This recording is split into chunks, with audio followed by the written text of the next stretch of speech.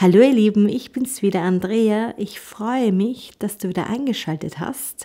Heute gibt es einen kurzen Häkeltipp von mir. Ich zeige dir, wie du um deine Luftmaschenkette herum häkeln kannst für ein perfektes Oval oder ein perfektes Rechteck ohne Löcher. Ich zeige dir, wie du diese erste Masche machen kannst, damit die sich nicht immer groß zieht. Ich zeige dir aber auch, wie du diesen Mittelteil ohne Löcher häkeln kannst. Und ich habe noch einen dritten Tipp für dich. Ich zeige dir auch, wie du eine wunderschöne letzte Masche häkeln kannst.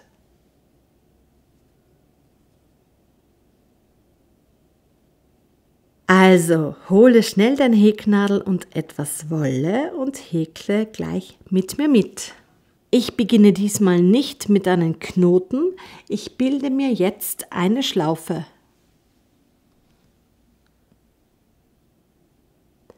Das kurze Ende ist vorne. Ich halte mir die Schlaufe jetzt mit der linken Hand fest. Dann fahre ich mit der Häkelnadel durch das Loch und hole mir den Faden.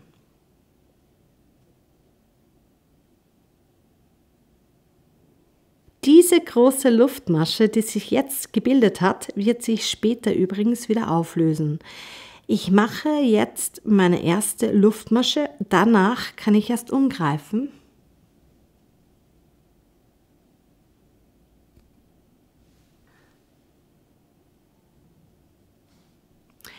Ich häkle gleich noch ein paar weitere Luftmaschen.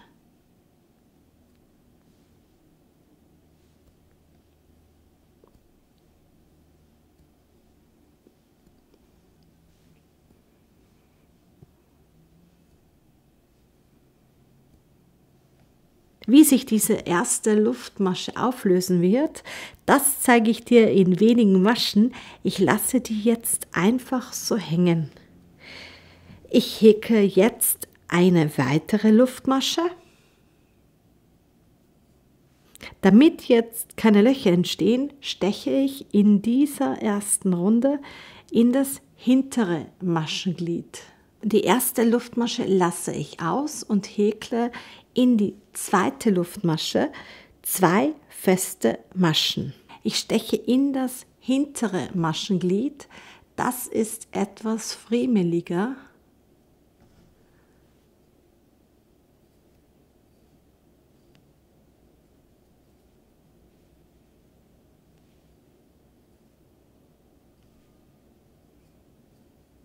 Danach kommt in jede weitere Masche eine feste Masche. Auch hier steche ich immer durch das hintere Maschenglied und 3 bis 4 Maschen vor dem Ende werde ich das letzte Maschenglied dann auflösen. Das könnte man natürlich etwas früher schon machen.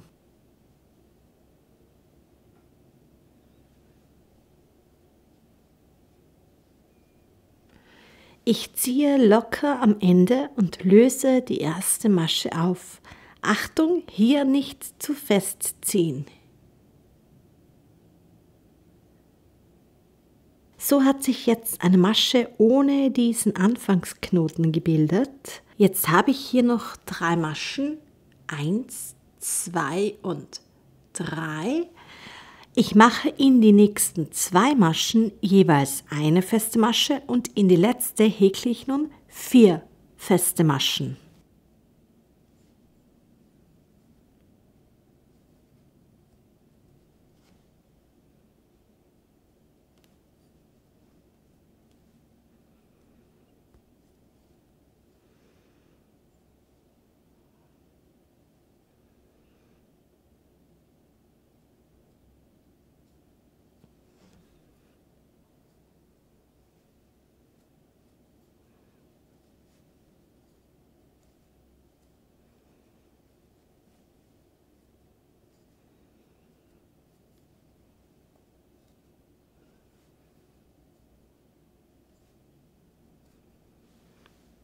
Falls sich diese Masche nun größer zieht, kein Problem, ich kann das Loch jederzeit wieder kleiner ziehen.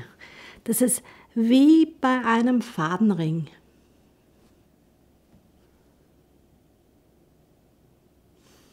Bei der zweiten Seite steche ich nun in jede Einstichstelle wieder ein. Hier ist schon was drin. Hier kommt die erste feste Masche rein.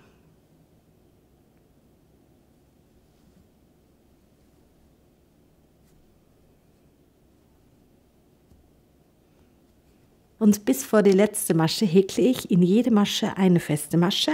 Falls dir übrigens auch ein paar passende Häkeltipps einfallen, schreib sie gerne in die Kommentare. Es freuen sich sicher ganz viele Leute, auch deine Häkeltipps lesen zu können.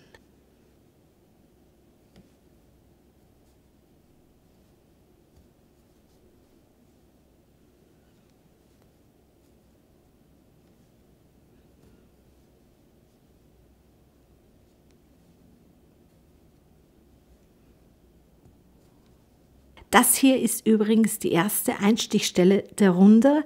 Am Anfang der Runde habe ich 2 feste Maschen hineingemacht. Insgesamt mache ich 4 hinein. Und nun hast du 2 Möglichkeiten. Entweder du machst hier 2 hinein und beendest die Runde mit einer Kettmasche. Ich zeige es dir schnell vor.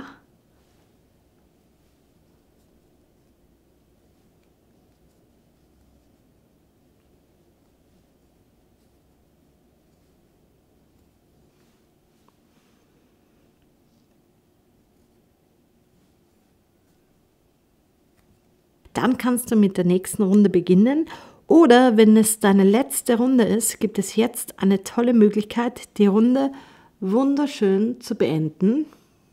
Ich trenne die Kettmasche und die letzten 2 festen Maschen wieder auf.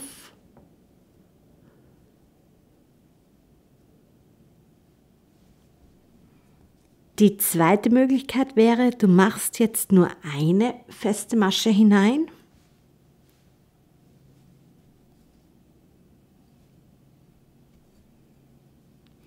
Und anstelle der zweiten Masche bildest du einfach eine wunderschöne letzte Masche mit der Nähnadel. Dafür schneide ich das Ende ab, ziehe das Ende vom Faden einfach so hinaus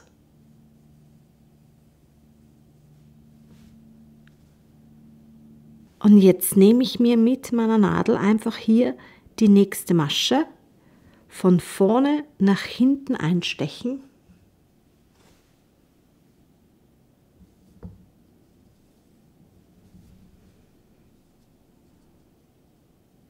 Und wieder hier zurück.